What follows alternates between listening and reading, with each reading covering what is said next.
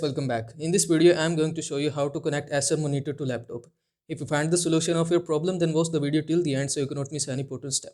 And if you find this video helpful, so please consider subscribing our channel for more this type of content. If you want to connect Acer monitor to laptop, then you will need to follow some steps. If you want to enable the HDMI on your laptop, then you will need to press F1 plus F5 key. So first, you will need to connect the HDMI cable with your Acer monitor or Acer laptop.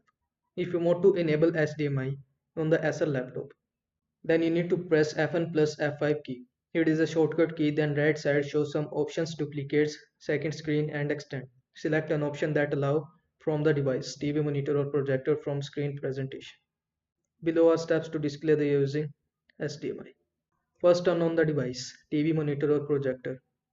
Second, plug in HDMI cable into your laptop HDMI port. Third, then plug in the other ends of the cable to the device, TV monitor or projector that you want to display.